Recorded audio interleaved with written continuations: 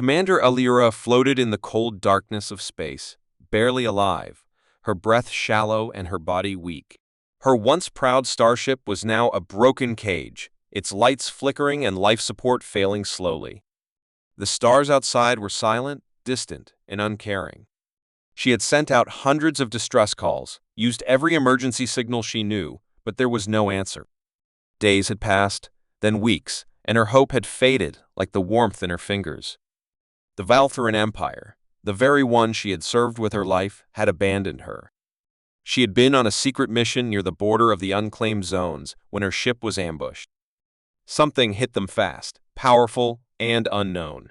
Her crew was dead, her ship damaged beyond repair, and the Empire had marked her as lost.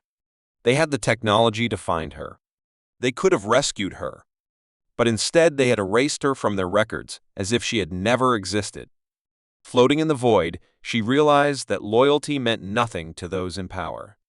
She had followed every order, believed in their mission, and now she was nothing more than space debris. Her food was gone. Her water recycled so many times it was barely drinkable. And still, her pride would not let her cry. She watched the stars, counting them like memories, trying to hold on to something before the end.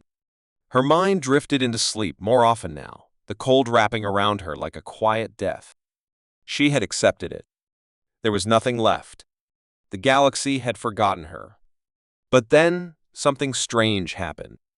A sound barely audible through the cracked systems, a proximity alarm. She opened her eyes, blinking slowly, not trusting what she saw. There, outside the viewport, a shape moved through space. It was not Valthuran. It was old, mismatched, patched together like a machine built from scraps. It looked almost human. Her heart raced. That was impossible. Humans were monsters, outcasts of the galaxy. Stories told of their violence, their cruelty, their madness. Every academy in the Valthuran Empire taught cadets to fear them. They were not part of the council. They had been exiled long ago after endless wars. Some believed they were extinct. Others believed they hunted in the shadows, feeding on chaos. But this ship, crude and strange, was real. It moved closer, slowly, like a beast sniffing a wounded animal. Her hands trembled as she reached for the last emergency flare, one she had saved for a peaceful death. She launched it, and for a moment, her broken ship glowed red in the dark. The alien ship stopped. Then, slowly, it moved again and latched onto her airlock. Warnings screamed in her cabin. Unauthorized access. Hull breach imminent. But she had no strength to fight, no power to stop it. She closed her eyes, expecting death. A hiss filled the air as the emergency doors slid open.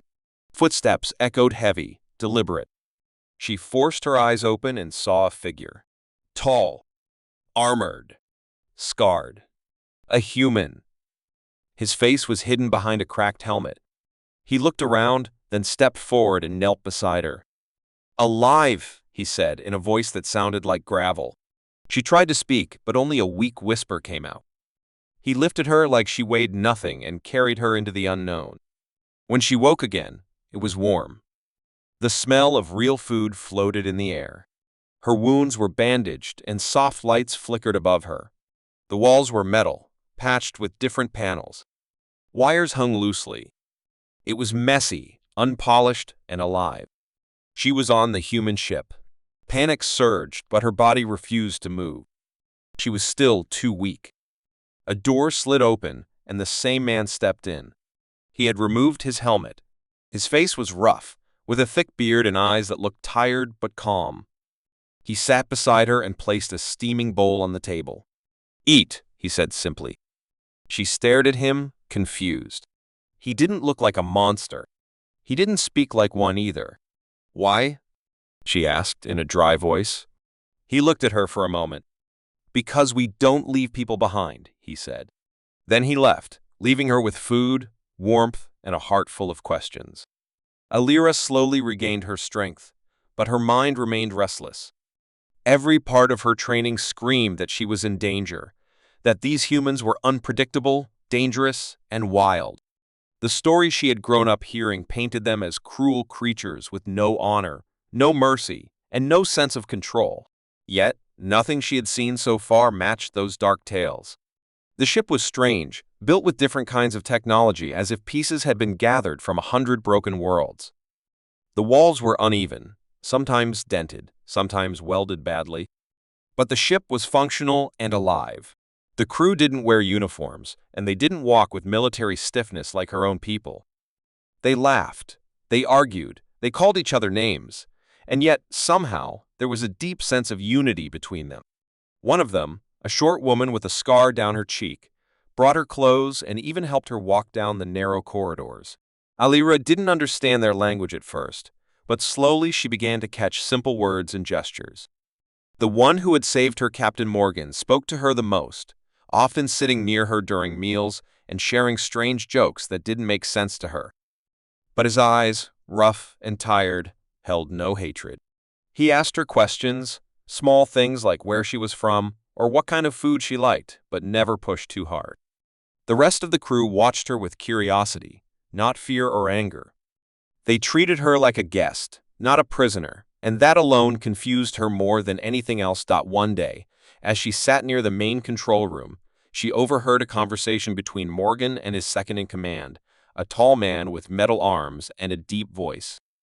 They spoke of her mission, of how they had found her signal, and how the Valtharan Empire had marked the area as a no-response zone. That meant her people had seen the signal but chosen not to act.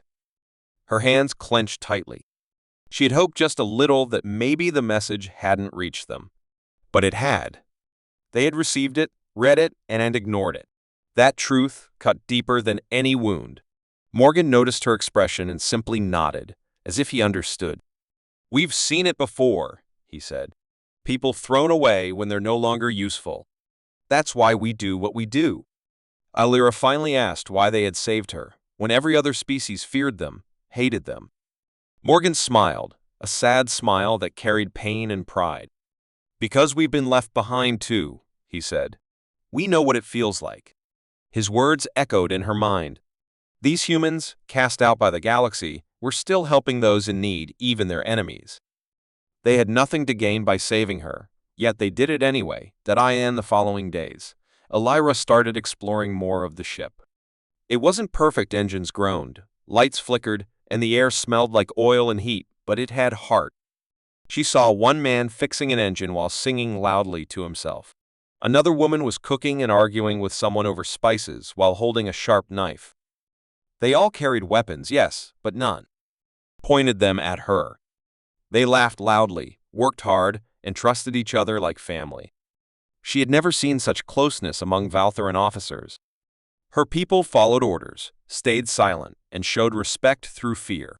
But here, respect was earned through actions, not rank. They teased Morgan, called him old man, and mocked his decisions, but when he spoke seriously, they listened. Alira felt like an outsider, but not an enemy. One evening, she sat with them as they shared food. The meal was rough, some kind of meat mixed with spices she couldn't identify, but it was hot and filling. They passed her a bowl without hesitation. A large man raised a cup and shouted something in human language. The rest laughed and raised their cups too. She didn't understand the words, but the feeling, the warmth, the unity was clear. Still, doubt lingered inside her. What if this was just a trick? What if they were using her? She had seen humans fight in secret broadcasts, brutal and fearless, never backing down. If they turned on her, she would not survive. But that fear faded slowly, day by day. No one questioned her presence. No one tried to control her. One day, she found herself alone in the engine room, surrounded by sensitive systems, and realized they had trusted her without even locking the doors. In her own empire, such trust would be considered foolish. But here, it was normal. She asked Morgan about their past, about what had happened to humans in the galaxy. He told her how humanity had once tried to be part of the Great Council, had tried peace, had offered knowledge. But they were feared for their unpredictability, their strong emotions, their resilience. Other species couldn't understand how humans could keep fighting, keep surviving, no matter what. So they were pushed out, hunted in some places, banned in others. Yet, here they were alive, defiant, and helping others when no one else would. Alira's thoughts returned to her people, to the Voltharans who had always looked down on humans as primitive. But what was truly primitive? A culture that abandoned its own soldiers? Or one that saved its enemies? She couldn't answer. Not yet. But something inside her was shifting. The fear was changing into respect. These humans were not monsters. They were something else, something raw, real, and honest.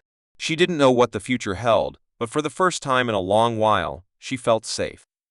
Not because of technology, not because of power, but because of the strange people who had chosen to save her when no one else did. In the silence of space, she had found a voice again hers. And the beasts who were supposed to be monsters had shown her what true loyalty looked like. Alira sat alone near the viewport, staring at the vast stretch of space that looked both peaceful and terrifying at once. But her heart was heavy with questions that refused to be silenced. The humans had saved her life, treated her with kindness, and shared their ship like a home.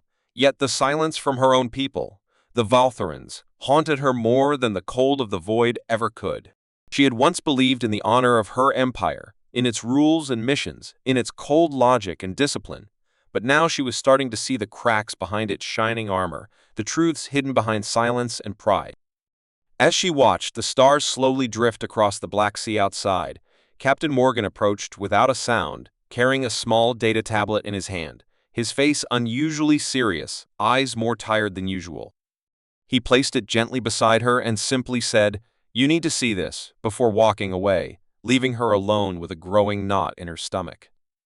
When she opened the file, her hands trembled as classified Valtharan communication logs appeared on the screen, messages between High Command and the Science Council. Not just about her mission, but about her personally. She read line after line, learning that she had been marked as expendable even before she had launched into deep space.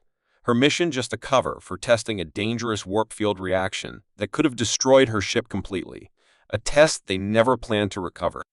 Her breath caught in her throat, and the room felt colder as the betrayal settled into her bones. She wasn't just ignored, she had been used, like a tool, like a test subject, and then left to die once her purpose was served. Rage burned quietly beneath her skin, but it was not the loud, chaotic fury of revenge. It was a silent storm, controlled but deep. When she finally went to Morgan and demanded where he got those files, he told her they had intercepted Valtharan signals long ago, signals that spoke of more than just her. She wasn't the first, and she wouldn't have been the last. Many others, officers, spies, even scientists, had been sent into quiet death missions, all in the name of progress and power. The humans had uncovered them while scavenging wrecked ships across war-torn systems, promised glory but received only silence. Alira was shocked not just by the truth, but by the fact that the humans had never used this knowledge against the Valtharans in any political way. They had simply stored it, quietly, as if the only reason for keeping it was understanding, not revenge. That night, Alira couldn't sleep. She wandered the halls of the human vessel, watching the crew play games, laugh, argue about tools, fix engines, and drink synthetic coffee, as if the universe wasn't as cruel as she now knew it was. The contrast between their brutal history and their warm behavior confused her more than anything. She asked Morgan why they never broadcasted the truth, why they didn't expose the Empire for what it was. He looked at her, sighed, and said, "Because no one listens to monsters, even when they speak the truth." That line stuck in her head like a thorn. It was true. No matter how honest, how noble their actions, the galaxy still saw humans as beasts, as unstable threats. But Alira had seen more honor, more truth in this broken ship than she ever had in her cold, perfect empire. Still, she needed proof, not just data files and rumors. She needed something that would make even the Empire's cold hearts admit guilt. Her chance came faster than expected. The ship received a distress signal from a small Voltharan research station, one that had gone silent weeks ago. Normally, the humans would ignore such signals, knowing well that helping Valtharans only brought suspicion and more hate. But Alira begged Morgan to let them check it out, saying that if it was a trap, she would face the consequences alone. He agreed, not because he trusted the signal, but because he trusted her. When they arrived, the station was in ruins, airlocks broken, lights flickering, power failing. Inside, they found only two survivors, a young technician and an injured officer, both barely alive, trapped under collapsed beams and damaged life support systems. Alira took charge, helping the human crew pull them out, treating wounds with whatever medical tools they had. The technician, confused and weak, asked why humans had come, and Alira simply said, "Because your own people didn't." The officer looked at her with horror, not because of the humans, but because of the truth he had been forced to face. Later, while treating the officer's wounds, Alira found something in his personal logs, evidence that the station had been used for experiments on live test subjects, abandoned after a failed warp core test, just like her mission. She shared it with Morgan, who nodded slowly and said nothing. He didn't need to. The truth was spreading, and it wasn't humans who were the beasts. It was those who wore shining uniforms and called themselves civilized. When the rescued officer was strong enough, Alira asked him if he would testify, if he would help bring the truth to light. He didn't answer, just turned away in shame. But she knew something had changed. For the first time, she stood not as a soldier of the Empire, but as a voice for those left behind. She was no longer confused about where she belonged. The humans weren't monsters. They were survivors. They had lost their place in the galaxy, been hated, feared, and hunted, yet they still reached out a hand to save others. They didn't do it for rewards or power. They did it because they knew what it felt like to be forgotten in the darkness. Alira made a quiet vow as she watched the stars again. She would not return to her empire as the same person. The truth had been buried in silence, but now it had a voice, hers. And even if the galaxy refused to listen, she would speak, because the darkness could not hide the truth forever, not when the so-called beasts had shown her what it truly meant to be human. They thought she was broken, just another survivor from a shattered world, left wandering between war zones and ruins. But there was something strange about Kayla from the beginning, something no one could quite explain. She never spoke about her past, never told anyone what had happened to her planet, only that she had escaped alone when the sky turned red and everything she knew was reduced to ash. The human crew of the Driftborn, a small scavenger vessel flying on the edge of civilized space, found her drifting in a damaged escape pod, barely alive, clutching a strange crystal embedded in her hand that pulsed with a soft red glow. Captain Rowan had brought her aboard, thinking she was just another refugee, but from the moment she opened her eyes, the temperature in the room had started to rise literally. At first, the changes were small, a warm breeze inside sealed rooms, frost melting faster than usual, power circuits heating slightly when she passed by. The engineers joked that she brought summer with her, but the medic, Jules, wasn't laughing when the scanner failed to classify her blood as fully human. Something.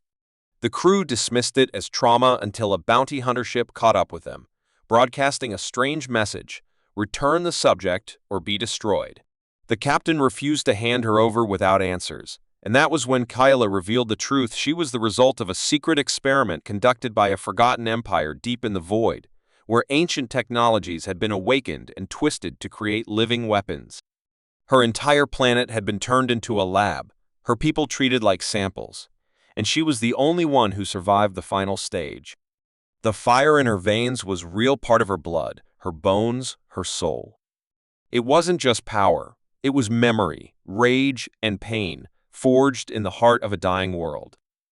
When the bounty hunters attacked, Kayla stepped forward, asking Rowan to let her deal with it. He hesitated, but the look in her eyes, burning, focused, full of silent fury, convinced him. What happened next was never recorded properly. The security cams blurred, sensors failed, and outside the ship, only flashes of red light were seen as the enemy ship simply melted in space, like wax before a sun. When Kayla returned, her skin was steaming, her eyes glowing like coals, and her voice calm as she said, "They'll send more." From that day, the crew changed how they looked at her, not with fear, but with respect. She trained daily, learning to control the heat that lived inside her, the power that threatened to consume her if not held back with sharp focus. But she was no longer running. She wanted to fight back, not for revenge, but for justice. She had names, coordinates, hidden research facilities that still existed, still working on forbidden experiments. The fire in her veins wasn't just a weapon, it was a warning. The past would not stay buried. One by one, the Driftborn followed her leads, exposing dark corners of the galaxy where science had gone too far and humanity had been lost in the name of control. They found other survivors, some twisted, some half-mad, some burning like her, and with each mission, Kayla grew stronger not just in power, but in resolve. She didn't want to destroy the galaxy. She wanted to protect it from ever becoming what her home had become. The fire was not a curse. It was a gift with a price, and she was willing to pay it. But then came the message from a deep core planet, one sealed for centuries, rumored to be the birthplace of the original experiments. It was a trap. She knew it, but she also knew she had to go. When they arrived, the planet's surface was dead, gray, and lifeless, but under the crust, hidden in old lava tunnels, was a massive lab, still functioning, still guarded.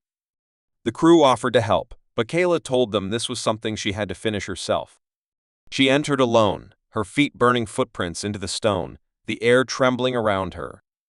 Inside, she found the last scientist, an old man with metal arms and eyes like glass, who welcomed her, not with fear, but with pride. He called her his final success, said she was proof that pain could create perfection, and that soon others like her would rise unless she stopped them. The core of the lab was a reactor tied to a genetic archive, one that could be used to replicate her kind, to spread the fire beyond control. She made her choice without hesitation. As the fire surged inside her, she reached deep into the core, letting the heat flow not as a weapon, but as a cleansing flame. The lab turned into a furnace, the old man screaming as the fire ate everything: files, machines, history, all of it erased in seconds. She walked out of the lava tunnel as the mountain collapsed behind her, her skin glowing faintly, her breath steady. The Driftborn welcomed her back like family, and though she didn't say much, the look in her eyes said enough. She had faced the origin of her pain and chosen to end it, not with hate, but with purpose. Now, as they drifted once more through the stars, Kayla watched the cold void outside and knew that somewhere, someone else was suffering, someone else was being turned into a weapon. She wouldn't let that happen again. The fire in her veins would never fade. It would burn for every life lost, for every lie told, for every shadow that tried to rise again. And as long as she lived, that fire would never be silent. The galaxy was on the brink of collapse. Warring factions tore through the stars, leaving worlds in ruins and civilizations gasping for air. It was in this chaos that a new legend was born, a legend that no one saw coming. Kalen had been nothing more than a farmer, a simple man on a quiet world at the edge of a forgotten star system. But that life, like everything else, was shattered in an instant when the invaders came. They were ruthless, powerful, and unstoppable.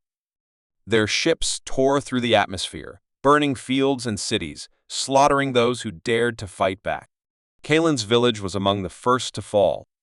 The invaders took everything, and in the chaos of that final attack, Kalen's family was lost. It should have been the end of him too, but fate had other plans. As he lay in the burning wreckage of his home, alone and broken, he found something buried deep beneath the rubble, a strange, glowing crystal. The moment his fingers touched it, a surge of energy coursed through his body, unlike anything he had ever felt. His senses sharpened. His body healed at an unnatural speed. His mind raced with thoughts of vengeance, not just for his family, but for every world the invaders had destroyed. The next day, Kalen was no longer the man he had been. The crystal, with its mysterious power, had transformed him into something. He didn't know what the crystal was or where it came from, but he didn't care.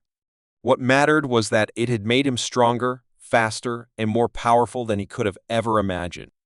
He began to train, to harness the power within him, using the memories of his family's loss to fuel his every action.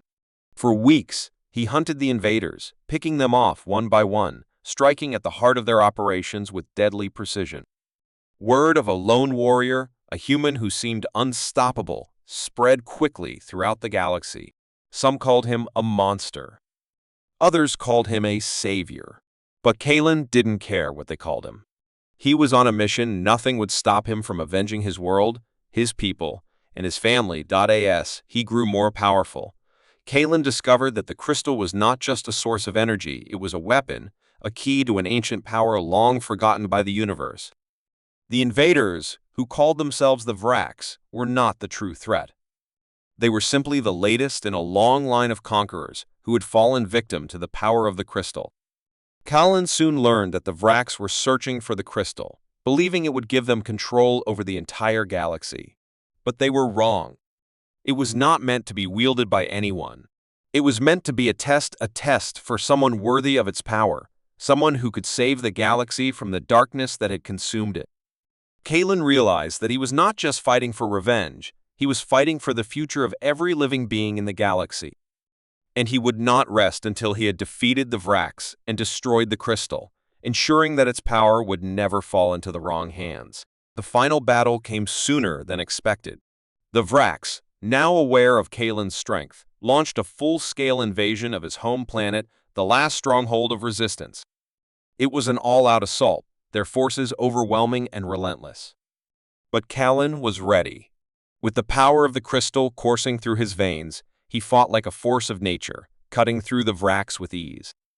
His strength, speed, and precision were beyond anything the invaders had ever encountered.